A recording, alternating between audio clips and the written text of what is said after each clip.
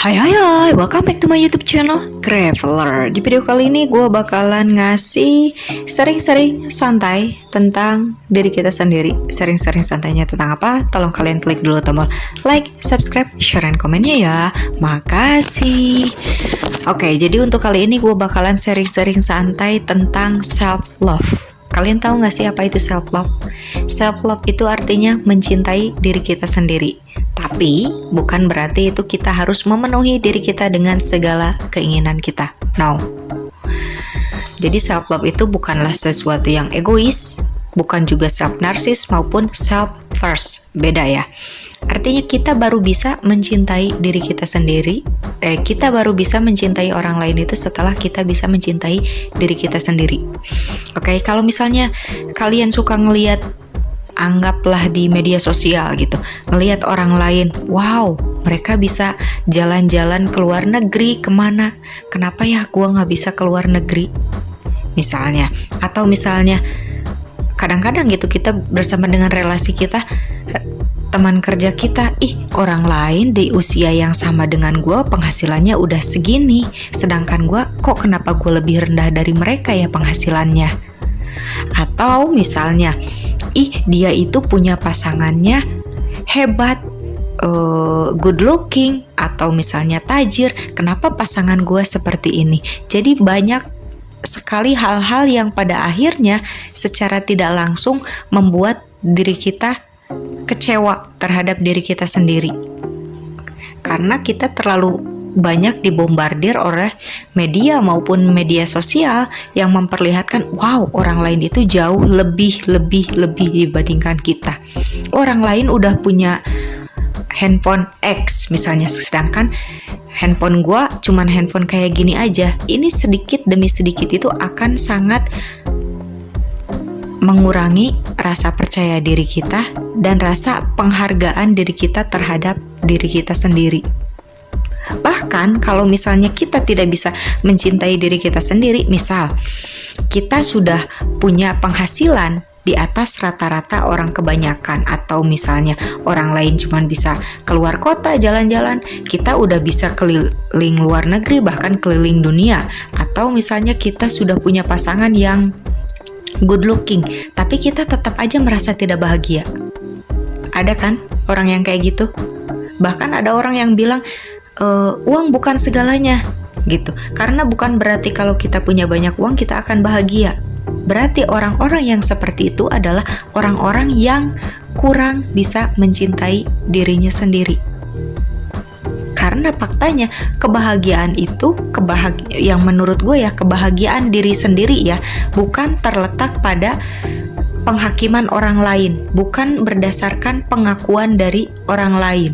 Karena begitu banyak orang-orang yang mungkin diakui oleh orang lain, entah itu seorang influencer, artis, atau orang yang tajir gitu, wah dipuja-puja oleh fansnya segala macam, tapi pada saat dia sedang sendirian, dia tidak bahagia loh. Dia merasa kesepian loh. Hanya fans-fansnya aja yang merasa, wah dia itu hebat ya, dia segala macam. Padahal dianya sendiri tidak merasa seperti itu. Dia merasa kosong. Artinya dia tidak bisa mencintai dirinya sendiri. Karena pada saat kita bisa mencintai diri kita sendiri, kita akan menjadi orang yang jauh lebih berbahagia. Biasanya untuk mencintai diri kita sendiri, yang biasanya orang-orang katakan gitu ya, kita itu harus menyediakan waktu. Contohnya itu anggaplah 30 menit gitu untuk mindfulness maupun relaksasi gitu. Contohnya itu kayak melakukan hal-hal yang menyenangkan untuk kita sendiri. Entah itu olahraga kah, entah itu yoga kah, banyak bersyukur dengan cara membuat jurnal harian lah. Kayak misalnya, terima kasih Tuhan hari ini saya telah misalnya ya, dicintai oleh ini. Terima kasih Tuhan hari ini saya sudah bisa melalui masalah yang selama ini berat misalnya. Nah, rasa bersyukur seperti itu akan meningkatkan rasa cinta terhadap diri kita sendiri. Dan juga jangan lupa kalian harus selalu mengapresiasi diri kita sendiri. Jangan hanya menjudge diri kita. Oke, kalau gue sih bakalan ngasih tahu kalian itu gimana sih caranya untuk lebih bisa mencintai diri kita sendiri itu. gue bakalan balikin lagi gitu. Apa sih yang biasanya kalian lakuin pada saat kalian mencintai orang lain? Lakukanlah hal itu untuk diri kita sendiri gitu. Biasanya, pertama, pada saat kita mencintai orang lain atau jatuh cinta, biasanya kita suka sekali untuk mendengarkan cerita dia. Bahkan cerita yang hal-hal yang sepele, remeh-temeh, kayak misalnya hari ini dia udah makan lah, atau misalnya dia nonton apakah. Itu kan cerita yang hal-hal yang sepele gitu. Tapi kita seneng aja gitu waktu ngedengernya. Nah, kenapa kita tidak melakukan hal itu untuk diri kita sendiri? Coba deh kita sediain waktu gitu buat diri kita sendiri, hanya untuk mendengarkan apa sih yang pikiran kita pengen omongin gitu. Apa sih yang sebenarnya tubuh kita itu pengen katakan. Mungkin hari ini gue lelah banget, hari ini gue ngerasa frustasi banget, hari ini ada orang yang ngeselin gue, ada yang apa. Biarkan gitu pikiran-pikiran itu atau tubuh ini mengatakan kepada diri kita sendiri gitu. Coba dengerin deh. Coba kita benar-benar duduk diam dan hadir untuk mendengarkan pikiran kita, tubuh kita apa sih yang ingin dia katakan. Susah loh, pada awalnya kita itu susah banget untuk melakukan itu. Tapi cobalah sedikit demi sedikit itu kita harus melakukan itu ya.